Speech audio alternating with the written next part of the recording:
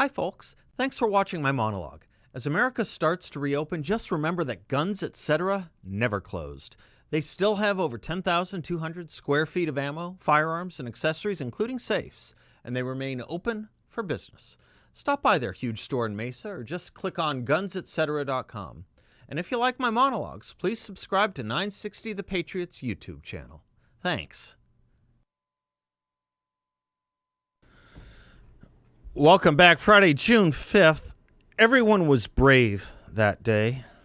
That's what President Ronald Reagan told the boys at Pointe du Hoc in Normandy, 1984, the 40th anniversary of D-Day. Tomorrow marks the 76th anniversary. And I think it just really chilling to think about how distant that speech by Reagan was from D-Day, 40 years, and think about how close we are to that same number since Reagan spoke, almost 40 years, just off by 4 years. And what a different country we are now. So different that so much more different than we were then. More different from 1984 today, I think, than 1984 was different from 1944. Why is that? Well, one reason is I think we've lost sight of the word brave. That's been, by slow and steady efforts, converted into toxic masculinity. But the question from our national anthem still abides, does it not? Oh, say does that star-spangled banner yet wave over the land of the free and the home of the brave. Recall it was a question, a set of lyrics in the form of a question. Let's take a few moments to look at a few other things President Reagan spoke in 1984 and think about how those words might resonate today. He said, quote, "The men of Normandy had faith that what they were doing was right, faith that they fought for all humanity, faith that a just God would grant them mercy on this beachhead or on the next. It was the deep knowledge, and pray God we have not lost it, that there is a profound moral difference between the use of force for liberation and the use of force for conquest. You are here to liberate, not to conquer, and so you and those others did not doubt your cause, and you were right not to doubt. You all knew that some things were worth dying for. One's country is worth dying for, and democracy is worth dying for because it's the most deeply honorable form of government ever devised by man. All of you loved liberty. All of you were willing to fight tyranny, and you knew the people of your countries were behind you." Close quote. These are words that have been twisted by knaves, are they not? Now, few speak in terms of moral force, right, liberation, our cause, our faith. But that is a language that was well familiar in the 1980s and 1940s. Today, those terms, including the term tyranny, might be more spoken from those on the left declaiming against America than against her enemies, as the likes of Ilhan Omar claim we are a racist country founded on genocide with a president who tyrannizes our communities. Those terms carry much more weight and truth with our 18-year-olds today than they would have in the 1980s or 1940s. And we are not the better for it because it is not true. This is why I love the idea of recommitting to teaching our children not just American history, but good American history. By good, I don't mean only the things we did that were good. After all, that too would be a whitewash and wrong. We did things that weren't good. Of that, there's no doubt. But we did more that was great, and that is what is now alien to our students and to too many adults. And Democrats used to know and get this as well. Former New York Senator Daniel Patrick Moynihan put it this way, quote, "Am I embarrassed to speak for a less than perfect democracy? Not one bit. Find me a better one. Do I suppose there are societies which are free of sin? No, I don't. Do I think ours is on balance incomparably the most helpful set of human relations the world has? Yes, I do." Close quote. Others have gotten it as well.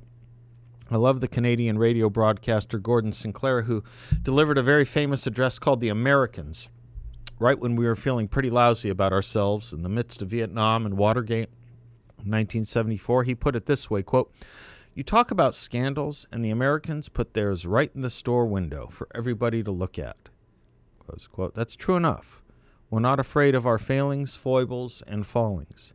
But warts and all is not the same as just warts.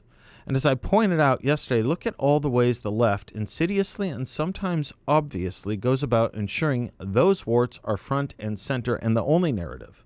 They're changing our founding date. They are indicting the whole country as racist. And they've taken to silencing, literally censoring, views that contradict their own. They don't want us to talk.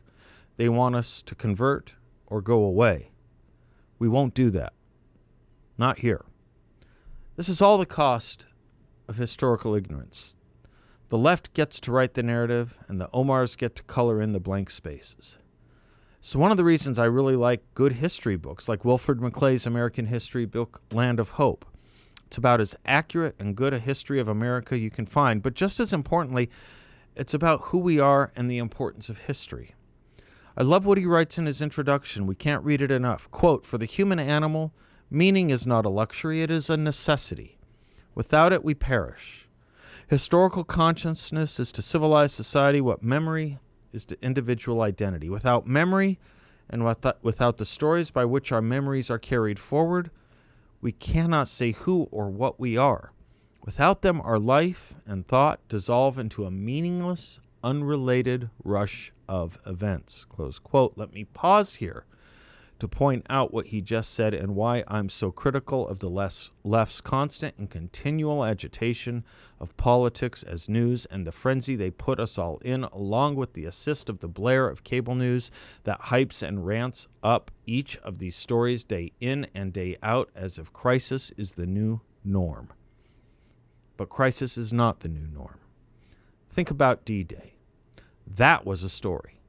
That was a crisis. And we nailed it, with a lot of mistakes, but we sure as heck nailed it and knocked the Nazis back on their collective asses. Today's ramped up and hyped up stuff is nothing like that, but the left has to live, and the cable television networks and newspapers have to get viewers and readers, thus the agitation, or as McClay puts it, the meaningless, unrelated rush of events. Withstand it, please.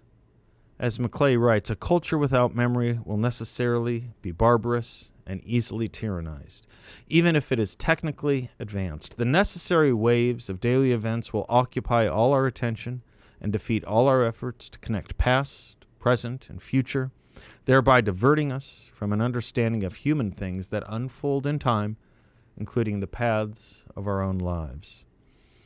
Now enter new searches for meanings. Now enter deaths and diseases of despair. Now enter a whole generation of students who prefer the mode of governance we defeated 76 years ago. Socialism. That's a turn. It's all a turn, and it's for the worst. How do you continue the most advanced set of human relations the world has ever known when you want to ape and emulate what we used to think of as a force for misery and evil?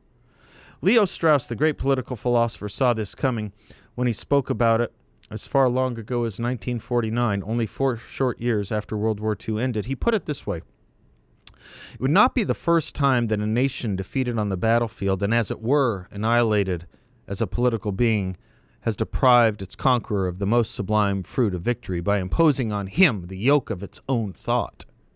Whatever might be true of the thought of the American people, American social science has adopted the very attitude toward neutral right which a generation ago could still be described with some plausibility as German relativism.